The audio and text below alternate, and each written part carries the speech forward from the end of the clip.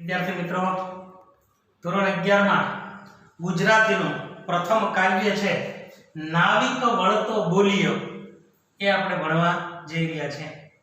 આ કાવ્યના કવિ છે ભાલણ। કવિ ભાલણ છે। એમનો સાહિત્ય પ્રકાર પદ છે અને એમનો આધાર ગ્રંથ છે એ ભાલણના પદોમાંથી આ કાવ્ય લેવામાં આવેલું છે। ભાલણના પદોમાંથી આ કાવ્ય લીધેલું છે। મેં આખું કાવ્ય છે એ અહીંયા લખ્યું છે। તમને સમજાવવામાં પુસ્તક ન હોય તો પણ સરળતા રહે એટલા માટે મેં આખું કાવ્ય અહીંયા લખેલું છે। ભાલણનો પરિચય થોડો આપી દઉં તો ભાલણનું અન્ય નામ છે એ પુરુષોત્તમ હતું। ભાલણનું બીજું નામ શું હતું? પુરુષોત્તમ હતું। એમને એની અટક છે એ ત્રવાડી હતું। એમની અટક ત્રવાડી હતી। ભાલણનું વતન છે એ પાટણ છે। પાટણના વતની હતા તેઓ। ગુજરાતી ભાષાને ગુર્જર ભાષા નામ આપ્યું તો એ કોણે? ભાલણે। અને આખ્યાનમાં ઘણા બધા સૂઝબૂઝથી એમણે કેટલા બધા આખ્યાન લખ્યા છે। નળાખ્યાન, ધ્રુવાખ્યાન, રામ સીતા વિવાહ, આવા ઘણા બધા આખ્યાન લખ્યા હોવાથી એમને આખ્યાનના પિતા તરીકે ઓળખવામાં આવે છે। વાલ્મીકીના રામાયણ છે જે એમાં એક કેવટનો પ્રસંગ આવે છે। તમે કદાચ બધાએ આ પ્રસંગ રામાયણ જોઈ હશે તોય ખ્યાલ હશે અથવા વડીલો પાસેથી ઘરે કેવટના પ્રસંગ છે જે એની કથા તમે સાંભળી હશે। એ કેવટના પ્રસંગને ધ્યાનમાં લઈ અને આ કાવ્ય છે એની રચના કરવામાં આવેલી છે। આપ સૌ જાણો છો આપણા હિન્દુ ધર્મના બે મહાન ગ્રંથો રામાયણ અને મહાભારત છે। એમાં વાલ્મીકી રચિત રામાયણ છે જે એનો કેવટ પ્રસંગ છે એ અહીંયા ભાલણે ટાંકેલો છે। તમે સાંભળ્યું હશે કે જ્યારે અયોધ્યામાંથી રામને વનવાસ મળ્યો અને રામ વનગમન કરે છે ત્યારે એમની સાથે સારથી છે એને થોડે સુધી વળાવવા જાય છે। સરયુ નદીના કિનારે પહોંચે છે ત્યારે નદી એ પહોંચતાની સાથે જ તે સારથીને એ રથ લઈને પરત જવાનું કહે છે અને રામ સરયુ પાર કરી અને સામે પાર જવું છે। હવે આ નદી પાર કરવા માટે એ પોતે નાવિકને બોલાવે છે। કેવટ છે એ આવે છે અને એ રામને છે એ ના પાડે છે। પાછો એ કહે છે કેવી રીતે? એ ઓળખી જાય છે કે આ પ્રભુ છે। એ ઓળખી જાય છે એટલે એ રામને સ્પષ્ટ રીતે ના પાડી દે છે। કાવ્યમાં પણ સ્પષ્ટ ના પાડે છે એના આધારે જ ખ્યાલ આવી જાય છે કે પ્રભુને ઓળખી ગયેલો છે। એ રામને નદી પાર કરવાની ના પાડે છે। એ એવું કહે છે કે તમારી સાથે રહેલા સીતા અને લક્ષ્મણ છે એમને હું નાવમાં બેસવા દઈશ પણ તમને હું નાવમાં બેસવા દઈશ નહીં। કારણ કે મેં એક કથા સાંભળેલી છે કે અહલ્યા નામની ઋષિ પત્ની છે જે એને એ પથ્થર બની ગયેલી અને તમારા ચરણના સ્પર્શથી એ પથ્થરમાંથી ફરી પાછી સ્ત્રી થઈ જાય છે। અહલ્યા ફરી પાછી બની જાય છે। તો જો તમારા ચરણરજ છે એમાં એવી કોઈ જાદુ હોય એવો હોય અને મારી નાવમાં તમે બેસો અને મારી નાવ પણ નારી બની જાય, સ્ત્રી બની જાય તો મારા ઘરે તો પ્રથમ પહેલાથી જ એક સ્ત્રી છે જ તે, અને જો આ બીજી સ્ત્રી બની જાય તો એક સાથે બે સ્ત્રીનું ભરણ પોષણ હું કઈ રીતે કરી શકું? અને બીજી વસ્તુ એ કહે છે મોટા મોટી બાબત તો કે મારી આજીવિકાનું સાધન છે એ આ નાવ છે, હોડી છે। હવે એને જો તમે સ્ત્રી બનાવી દો તો મારી આજીવિકા પણ શું ટળી જાય? મારે આજીવિકાનું કોઈ સાધન તો છે જ નહીં। એટલે નાવિક છે એ રામને નદી પાર કરવાની ના પાડે છે। રામના ગુરુ વાલ્મીકીજી છે એ રામના ગુરુ છે વિશ્વામિત્ર, એ એમને એવું કહે છે, વચ્ચેનો એક રસ્તો કાઢી દે છે કે ભાઈ તમે, જો તને એટલો બધો, નાવિકને કહે છે કે જો તને એટલો બધો આ પ્રભુ ઉપર વિશ્વાસ જ હોય તો તું ગંગાજળ લાવી અને ભગવાન છે એમના ચરણ છે એને ધો, એટલે રજ છે એ દૂર થઈ જાય, પછી તો તારે નાવ દ્વારા નદી પાર કરવામાં કોઈ મુશ્કેલી નથી ને. એટલે જે કેવટની મનની ઈચ્છા હતી એનો રસ્તો છે એ વિશ્વામિત્રજી શોધી કાઢે છે. રામના ગુરુજી હતા. અહીં આ કાવ્યમાં નાવિક છે એની શંકા, વિશ્વામિત્રની ચતુરાઈ અને નાવિકના પગ ધોવામાં, ભગવાનના પગ ધોવાની જે ઈચ્છા હતી એને સમગ્ર બાબતોને ધ્યાનમાં લઈ અને આ કાવ્ય છે એનું વર્ણન છે એ અહીંયા ભાલણે કરેલું છે. સરસ મજાનું કાવ્ય છે. તમે કદાચ એક પદ છે દુલાભાયા કાગનું, એ કદાચ તમે સાંભળ્યું જ હશે. ભજન સ્વરૂપે પણ ઘણીવાર આ પદ છે એને ભજનિક છે એ બધા ગાય છે. પગ મન ધોવા દ્યો રઘુરાય, પ્રભુ શક પડ્યો છે મનમાં, પગ મન ધોવા દ્યો રઘુરાયજી. તો એ પદ દુલાભાઈ કાગ છે એમની રચના છે, આ ભાલણની રચના છે. આપણે આ પદને પહેલા હું સમજાવવાનો પ્રયત્ન કરીશ, બરાબર. ખૂબ સરળ અર્થ છે. અહીંયા બાજુમાં જ મેં એમાંથી જે કાંઈ કઠિન શબ્દો હતા એ સમાનાર્થી સ્વરૂપે, વિરુદ્ધાર્થી, તળપદા શબ્દો અને શબ્દ સમૂહ એ રીતે અલગ ભાગ પાડેલા છે. આમાં એવો કોઈ શબ્દ છે નહીં આ કાવ્યમાં કે એનો વિરુદ્ધાર્થી અર્થ મળતો હોય, અને છે જે એક બે એ તમને તરત જ ખ્યાલ આવી જાય એવા શબ્દો છે, એટલે વિરુદ્ધાર્થી શબ્દ મેં લખેલા નથી. પણ આપણે સરળતાથી તે આ કાવ્ય છે એની સમજ તરફ જઈએ. પ્રથમ બે પંક્તિ છે એ આ રીતે સમજાવું છું તમને કે નાવિક વળતો બોલ્યો સાંભળો મારા સ્વામ, સાથ સહુ કે નાવે બેસો નહીં બેસારું રામ. જો આમાં આ કાવ્ય છે ને એમાં સંવાદ સ્વરૂપનું કાવ્ય હોય એ રીતે એની શરૂઆત થયેલી છે. એટલે અગાઉ રામ કશું બોલી ગયા હોય અને હવે નાવિક છે એ વળતો જવાબ આપી રહ્યો છે, એ રીતે સંવાદના આધારે કાવ્ય આગળ વધે છે. એટલે નાવિક વળતો બોલ્યો, નાવિક વળતો બોલ્યો એટલે શું? હવે વળતા ઉત્તર આપતા નાવિક કહે છે. વળતો બોલ્યો એટલે વળતો ઉત્તર આપતા નાવિક કહે છે, સાંભળો મારા સ્વામ. સ્વામ એટલે શું? સ્વામી. સ્વામ એટલે શું? સ્વામી, નાથ, માલિક, બરાબર.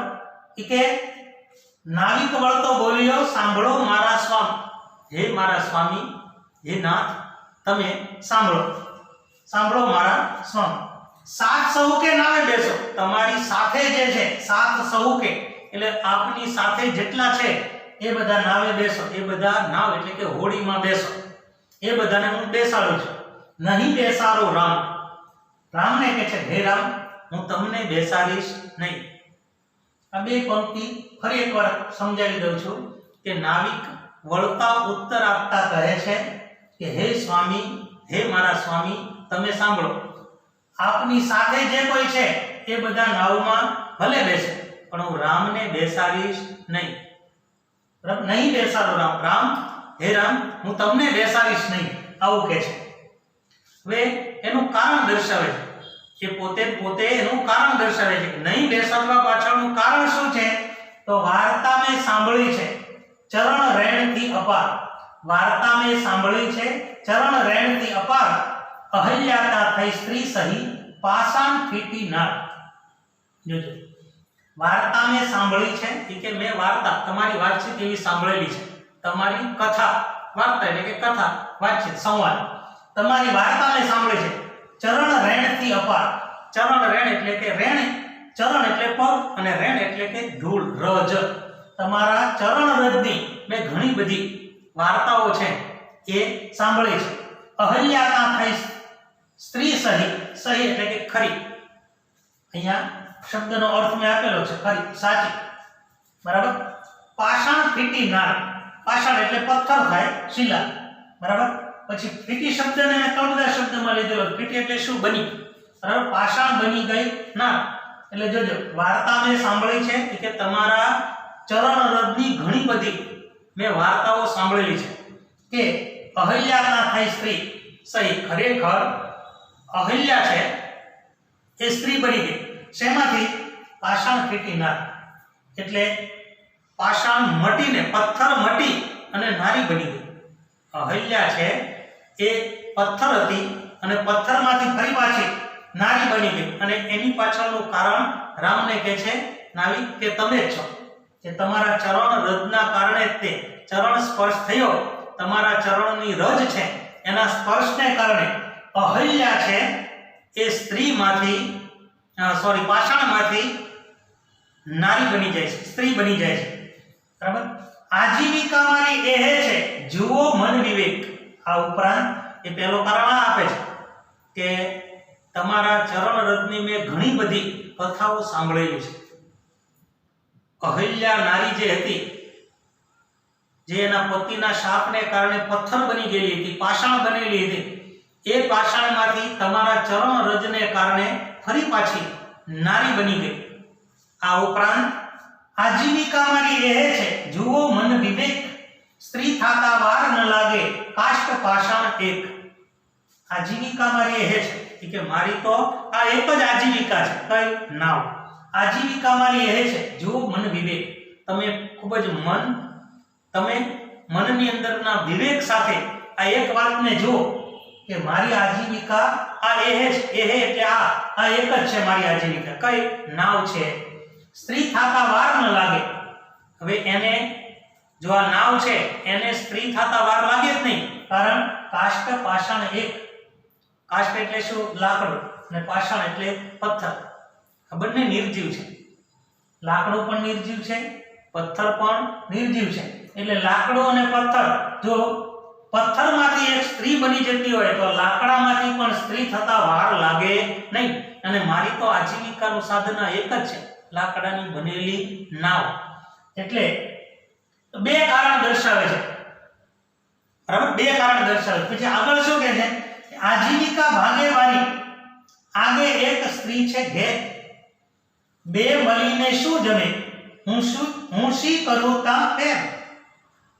આજીવિકા ભાગે મારી આગે એક સ્ત્રી છે ઘેર, બે મળીને શું જમે, હું શી કરું તા પેર. હવે જોજો, એક તો તમારા ચરણ રજના કારણે મારી નાવ છે, મારી હોડી છે એ સ્ત્રી બની જાય તો નાવ છે મારી આજીવિકાનું સાધન છે, અને એ આજીવિકાનું સાધન છે એ મારું શું? ભાંગી જાય. એટલે મારી પાસે કોઈ આજીવિકાનું સાધન રહે નહીં. અને આગે એક સ્ત્રી છે ઘેર, અને બીજું કારણ એક પાછું એ છે કે એક સ્ત્રી તો મારે પહેલેથી જ ઘરે છે જ તે, મારી પત્ની પહેલા ઘરે છે જ તે. એક ઘરે છે પત્ની, અને આ હોડી છે એ પછી બીજી સ્ત્રી બનાવો તો બીજી. હવે બે મળીને શું જમે? કે એકનું પૂરું નથી થતું, તા બે ને મારે શું કરવી? બે મળીને શું જમે? હું શી કરું તા પેર. પેર એટલે શું? વ્યવસ્થા, ગોઠવણ. કે હું બેની ગોઠવણ, બેની વ્યવસ્થા ક્યાંથી કરું?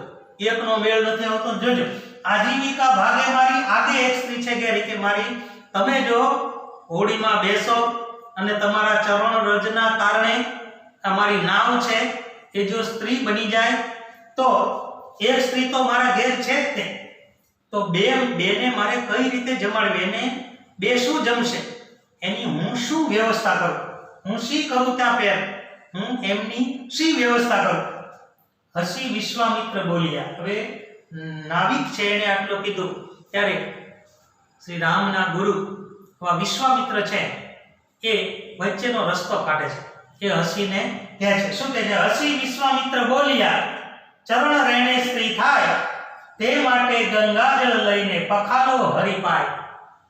હસી વિશ્વામિત્ર બોલ્યા, ચરણ રેણે સ્ત્રી થાય તે માટે ગંગાજળ લઈને પખાલો હરી પાય. એટલે વિશ્વામિત્ર હસીને કહે છે, વિશ્વામિત્ર હસી બોલ્યા, વિશ્વામિત્ર હસીને કહે છે ચરણ રેણે સ્ત્રી થાય. કે જો ચરણ રજના કારણે, જો ચરણ રેણે એટલે ચરણ રજના કારણે સ્ત્રી થઈ જતી હોય, ચરણ રજથી સ્ત્રી થતી હોય, તે માટે ગંગાજળ લઈને, તો એના માટે થઈને તમે ગંગાજળ લાવો. ગંગાજળ લઈને પખાલો હરી પાય. કે હરિ એટલે કે ભગવાન, બરાબર, ભગવાનના પખાલો એટલે કે ધોવો, પાય એટલે શું? પગ. આ શબ્દોને મેં અહીંયા લીધેલા છે. પખાલો તળપદા શબ્દમાં લીધેલું છે. પખાલો એટલે ધોવો અને પાય એટલે શું? પગ, ચરણ. તમે રામના પગ ધોવો. આ વચ્ચેનો રસ્તો છે એ વિશ્વામિત્ર શોધી કાઢે છે. પહેલાને તો એટલું જોતું જોતું નાવિક તો એના માટે થઈને જ તે ભાઈ તલપાપડ હતો. હસીને હરી હેઠા બેઠા. હવે ભગવાન રામ છે એને પણ હસવું આવ્યું એટલે હસીને હરી હેઠા બેઠા. હસ્યા પછી શું? એ નીચે બેઠા. હસીને હરી હેઠા બેઠા. રામ અશરણ શરણ. અશરણ શરણ એટલે જેના કોઈ શરણ નથી, અનાથના નાથ. ટૂંકમાં અનાથના નાથ શબ્દ સમૂહ માટે શબ્દોમાં મેં લીધેલ છે અશરણના શરણરૂપ. અશરણ એટલે જેના કોઈ શરણ ન હોય એના શરણરૂપ, એટલે અનાથોના નાથ એટલે અશરણ શરણ. એટલે અશરણ શરણ એટલે ભગવાન રામ માટેનું એ વિશેષણ છે. હસીને હરી હેઠા બેઠા. રામ હસ્યા, હસીને નીચે બેઠા. રામ અશરણ શરણ, અનાથોના નાથ એવા રામ છે એ હસીને નીચે બેઠા. નાવિકે ગંગાજળ લઈને પખાલ્યા ત્યાં ચરણ. નાવિકે ગંગાજળ લાવ્યો અને એ લઈને એમણે શ્રી રામના પગ છે એ પખાલ્યા. હવે અહીંયા ગંગાજળનો પ્રયોગ છે એ વિશ્વામિત્રએ કરેલો છે, નાવિકે પણ ગંગાજળનો પ્રયોગ કર્યો છે. ખરેખર કવિએ ગંગાજળનો પ્રયોગ કરેલો છે. હવે તમે ખૂબ ઊંડું ચિંતન નહીં કરતા ગંગાજળ ક્યાંથી લાવ્યા હશે, બરાબર, એ લઈ આવ્યા હશે. એટલે અહીંયા ગંગાજળનો કવિએ ઉલ્લેખ કરેલો છે એટલે આપણે નદી ગમે તે હોય પણ અહીંયા ગંગાજળથી એમણે શું પગ ધોયેલા છે. હવે સમાનાર્થી શબ્દો છે જે મેં અહીંયા લીધેલા છે. નાવિક એટલે શું? પખાલ. નાવ ચલાવનાર હોય એને નાવિક કહેવાય. શબ્દ સમૂહ માટે એક શબ્દમાં પણ એ લઈ શકાય પણ તમને આવડે. નાવ ચલાવનાર એને શું કહેવાય? નાવિક કહેવાય. સ્વામ એટલે નાથ અથવા માલિક. સ્વામી શબ્દને તોડેલો છે. નાવ એટલે હોડી અથવા નૌકા, બરાબર. વાર્તા એટલે વાતચીત, સંવાદ, બરાબર. કથા પણ આનો પર્યાય શબ્દ તરીકે કથા છે એને પણ તમે લઈ શકો. કથા. ચરણ એટલે શું? પગ અથવા પાવ. આના પર્યાય શબ્દમાં બીજા શબ્દો અહીંયા આપેલા છે. ચરણ શબ્દ પણ ચરણને તોડીને શું ચરણ શબ્દ બનાવ્યો તો મેં એ પણ લખેલું છે ચરણ અથવા પગ, બરાબર. અહીંયા પણ પાય શબ્દનો પ્રયોગ પણ કરેલો છે કવિએ. તો પાય એટલે પણ પગ થાય, ચરણ થાય. રેણ. રેણ એટલે શું? ચરણ અને રેણ બંને શબ્દો એક સાથે છે. ચરણ રેણ, બરાબર. ચરણ એટલે પગ અને રેણ એટલે શું? રજ ધૂળ. ચરણ રેણ એટલે શું? ચરણ રજ. પછી અપાર એટલે પુષ્કળ, ઘણી. સહી એટલે ખરી. આ હિન્દી શબ્દ છે. સહી છે એ હિન્દી શબ્દનો પ્રયોગ પણ કવિએ અહીંયા કરેલો છે. સહી. પાષાણ. પાષાણ એટલે પથ્થર, શિલા. ખૂબ મોટી શિલા હોય એટલે પાષાણ કહેવાય, ખૂબ મોટો પથ્થર હોય. નાર એટલે નારી, સ્ત્રી. કાષ્ટ એટલે લાકડું, બરાબર. અહીંયા આ ત્રણ શબ્દોમાં મેં અંડરલાઈન કરી છે. રેણ, કાષ્ટ અને પાષાણ તત્સમ શબ્દો છે. આ ત્રણ શબ્દો છે એ શું? તત્સમ શબ્દો છે. આમાં હિન્દી શબ્દનો પ્રયોગ કવિએ કરેલો છે, તત્સમ શબ્દનો પ્રયોગ કરેલો છે કવિએ, અને તળપદા શબ્દો પણ છે એનો પ્રયોગ કરેલો છે. એટલે મેં અહીંયા એટલા માટે અંડરલાઈન કરેલી હતી કે આ ત્રણ શબ્દો છે એ તત્સમ શબ્દો છે. તત્સમ શબ્દો એટલે શું? મૂળ સંસ્કૃતના સીધે લીધેલા જે શબ્દો હોય છે, બરાબર, એને તત્સમ શબ્દો કહેવાય. એટલે એ તત્સમ શબ્દો છે. હિન્દી શબ્દનો પ્રયોગ કરેલો છે કાવ્યમાં, અને તળપદા શબ્દનો, પ્રાદેશિકતાના શબ્દોનો પણ પ્રયોગ કરેલો છે. હવે શબ્દ સમૂહ માટે એક એક શબ્દમાં ત્રણ શબ્દો છે. જેનો કોઈ પાર નથી તે એટલે એને શું કહેવાય? અપાર. જીવન જીવવાનો આધાર હોય જે એને કહેવાય આજીવિકા. જીવન જીવવાનો જે આધાર એટલે શું? આજીવિકા. અશરણના શરણ રૂપ એટલે શું? અશરણ શરણ. અશરણ શરણ. પછી તળપદા શબ્દો છે અહીંયા લીધેલા છે. ફીટી. અહીંયા શબ્દ આવે છે આષાઢ ફીટી નાર. આષાઢ ફીટી એટલે બની, પાષાણ બની ગઈ નાર. ફીટીનો અર્થ શું થાય? બની. એટલે પાષાણ મટી, મટીને નાર બની ગઈ અથવા બની. એહે એટલે આ શબ્દ થાય. મળીને, મળીને એટલે શું? મળીને. તળપદી ભાષામાં ઘણીવાર આ શબ્દનો પ્રયોગ થાય. પેર, પેર એટલે વ્યવસ્થા, ગોઠવણ. પખાલો એટલે શું? ધુઓ. પાઈનો અર્થ મેં હમણાં તમને કીધો. હેઠા એટલે શું? નીચે. આ ત્રણ બધા શબ્દો છે. મેં સમગ્ર કાવ્યને સમજૂતી છે એ તમને આપી. સ્વાધ્યાય છે એ સ્વાધ્યાય હું નીચે આપું છું. હવે એ સ્વાધ્યાય છે એ તમારે જાતે બુકમાં લખી નાખવાનો છે. આખે આખો સ્વાધ્યાય અને બુક છે એ તમારે તૈયાર રાખવાની છે. બરાબર છે? અસ્તુ.